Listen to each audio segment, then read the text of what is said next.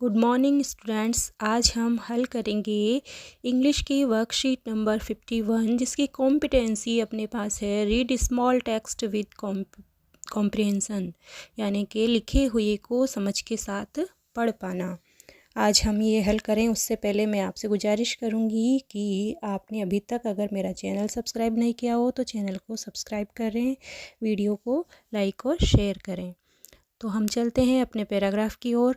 Read the passage below and answer the following questions, यानी हमें ध्यान से इस पैसेज को पढ़ना है और उसके नीचे पूछे गए प्रश्नों के उत्तर हमें देने हैं। इसी में से लॉन्ग लॉन्ग एगो, यानी बहुत समय पहले, a group of rats lived happily in a forest, एक चूहों का समूह है खुशी खुशी एक जंगल में रह रहा था।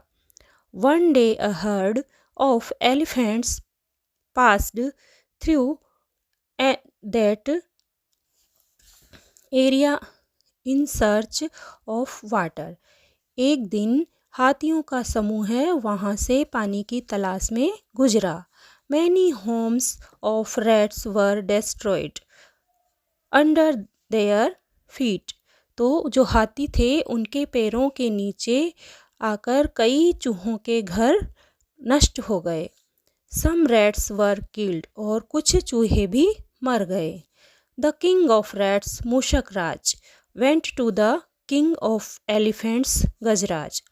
तब क्या हुआ कि जो चूहों का राजा था मूषक राज, वह हाथियों के राजा गजराज के पास गया। एंड रिक्वेस्टेड हिम, और उससे प्रार्थना की, to take his herd through another route to the pond, कि वो अपने जो हाथियों का समूह है उसको जाने के लिए कोई दूसरा रास्ता खोजे। आंसर द फॉलोइंग क्वेश्चंस, अब हम नीचे लिखे गए क्वेश्चंस के आंसर्स देंगे। फर्स्ट क्वेश्चन है what was the name of the king of rats, यानी चूहों के सरदार का नाम क्या था, राजा का नाम क्या था। तो ये आएगा मूषक राज। वो रिक्वेस्टेड टू गजराज, गजराज से किसने रिक्वेस्ट की, यहाँ पर भी आएगा मूषक राज। थर्ड क्वेश्चन है वोज होम वर डेस्ट्रॉयड, किसके घर नष्ट हो गए। तो ये आएगा रैट्स, यानी चूहों के घर नष्ट हो गए थे।